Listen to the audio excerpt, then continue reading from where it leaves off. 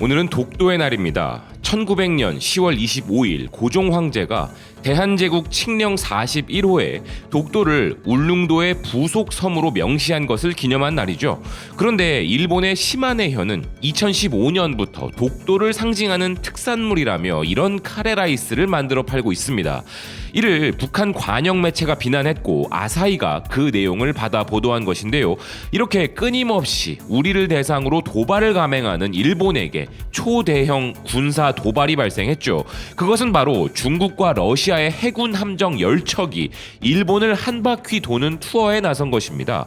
산케이를 비롯한 일본의 주요 외신들은 이에 거의 전쟁 직전의 분위기를 암시하고 있는데요. 중국과 러시아 함정이 동시에 오스미 해협을 통과하는 걸 확인한 것은 이번이 처음으로서 이는 일본 열도를 거의 일주한 형태이며 일본 방위성은 이를 지극히 특이한 행동이라 보고 경계를 강화하고 있다고 합니다.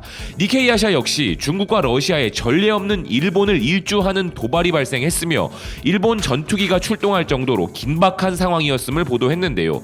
이런 부분들은 결국 최근 미국의 움직임에 대한 중러 연합의 견제라는 해석이 나온다며 결국엔 이것이 대만과 관련한 부분으로 이어진다는 분석을 내놓았습니다. 중국의 관영 매체 글로벌 타임즈는 이번 중러 해군 함정의 합동 해상 순찰이 일본군의 근접 정찰을 포함한 외부의 도전에 대처한 것이라면서 일본의 해상 자위대가 항공과 선박을 통해 먼저 순찰을 한 것에 대한 대응이었다 보도했는데요. 하지만 중국 국방부는 이번 훈련이 양국 간 연례 협력 계획의 일부였다며 제3국을 대상으로 한 것은 아니라고 밝혔다는 것인데 이를 고지고대로 받아들일 일본이 아니기에 긴장 상태가 유지되지 만 일본이 정말 이를 반대하기만 할까 하는 의심이 드는 부분도 있었습니다. 그런 의심이 드는 부분은 중국과 러시아를 상대로 광역 도발을 시전한 아베의 족보꼬인 친동생이자 최강 극우 인사인 방위상 기시노부오의 코멘트에서 알 수 있었는데요. 니케이 아시아는 최근 대만에 대한 중국의 공격적인 움직임을 언급하며 군대를 배치하지 않고 침략을 할 수 있는 방법의 예로 러시아의 크림반도 병합을 지적했다 보도하고 있습니다. 기시노부오는 러시아의 크림반도 병합이 지역을 장악하기 전에 이미 정보 통제와 사이버 공격이 있었던 불법 합병이라 천명하며 일방적으로 무력이나 강압으로 현상을 바꾸려는 시도로 인해 아시아와 세계 다른 지역에서 자유와 민주주의가 위협받고 있다는 말을 남겼는데요. 이에 더해 일본 전략연구 포럼의 고문 다케이 토모히사는 일본의 외지 인피니티를 통해 대만의 유사시는 일본의 유사시이며 이에 대한 각오와 준비가 필요하다는 주장을 내놓았습니다. 단면적으로 보면 중국과 러시아에 대응하고 대만 유사시를 상정하여 일본도 그에 대한 준비를 해야 한다는 당연한 논리처럼 받아들여질 수 있지만 이를 좀 더 깊게 들여다보면 일본이 자위대를 넘어 군사 재무장이 필요하다는 당위성을 강조하기 위한 여론 조성이라 볼 수 있는데요.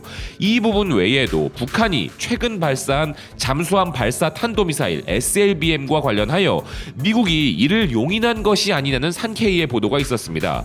기사는 북한이 이런 도발을 했음에도 불구하고 한국과 미국은 북한과 적대적이지 않다며 전제 조건 없이 만나 대화할 준비가 있다고 한 점과 미국 인도태평양군 사령부가 북한의 미사일 발사를 규탄하면서도 미국과 동맹국의 인명과 영토를 즉각 위협하는 행위는 아니었다라고 한 부분을 들어 북한의 미사일 도발을 문제 삼지 않는 미국의 행동에 대한 불만을 표출하고 있는데요. 이것 역시도 미국이 자신들의 일이 아니라며 일본이 위험에 처해 있음에도 일본에 대한 보호라는 개념보다는 북한 문제 해결에 집중을 하고 있기에 결국 일본의 군사 재무장이 필요하다는 이야기인 것인데요. 최근 그들은 자신들의 북한 미사일 추적 능력이 딸린다며 국가의 무능마저 강조하는 앓는 소리로 최첨단 무기로의 재무장이 필요하다는 주장까지 내세우고 있습니다. 그리고 이 주장에는 항상 물귀신 작전으로 우리의 자주국방 전략 계획을 들먹이는 일본이죠.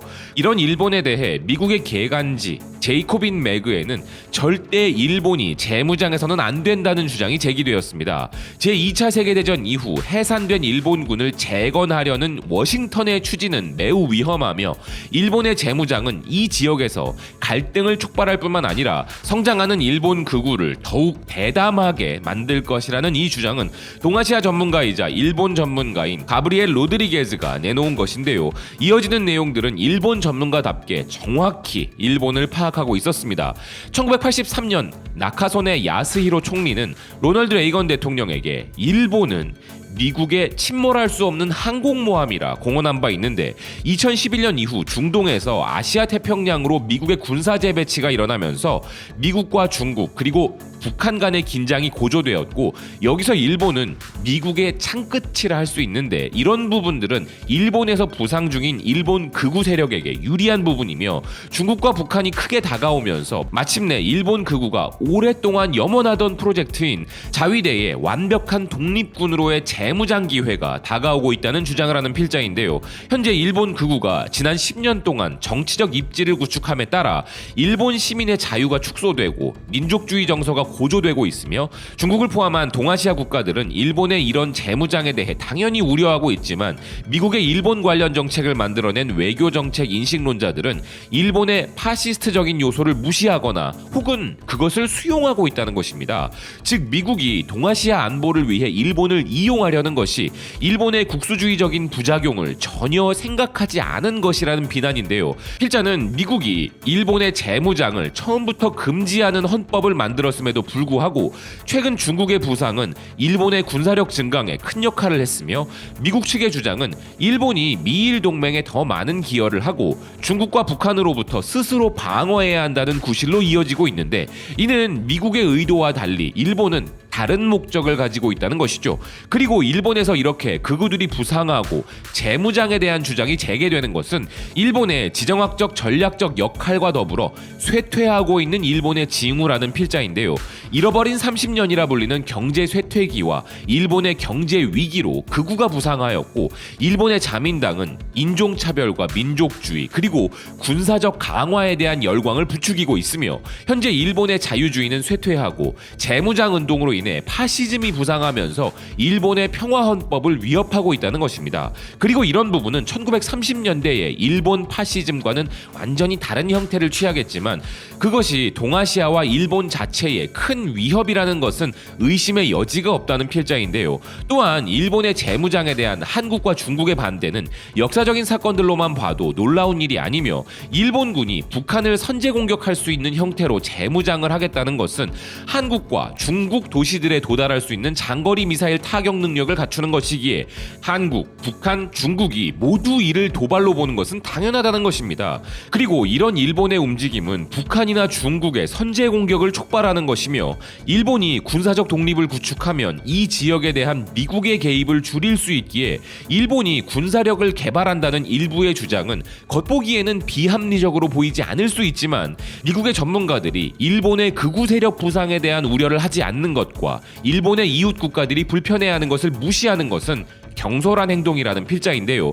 즉 미국은 일본이 군사 재무장을 하는 것에 대해 기뻐하는 일본의 극우를 크게 우려하지 않고 우리나 북한, 중국이 불편해하는 것도 무시하는 성향을 보인다는 것이죠. 이어 필자는 다행히도 아직 대부분의 일본인들은 자위대를 지지함에도 불구하고 일본이 재무장해야 한다는 것과 평화헌법 개정에는 여전히 반대하고 있다면서 일본의 군사 재무장 위협과 이를 조장하는 미국의 역할은 재고되어야 하며 일본의 극우를 강화하고 무장시키는 것은 미국의 최악의 실수가 될 수 있다 경고했습니다.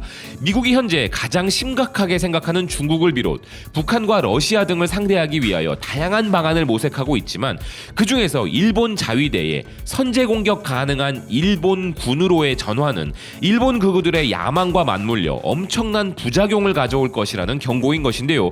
미국의 국익을 생각해주는 척, 동맹과 발맞추는 척, 그렇게 지금 이 순간에도 일본의 제국주의 야망은 다시 한번 불타오르고 있는 것이 자명하며 이에 대한민국의 자주국방의 방향은 단순히 한반도 정세가 아닌 그 이상의 영역으로 빠르게 강화될 수밖에 없다는 생각입니다. 시청해주셔서 고맙습니다. 또 뵙겠습니다.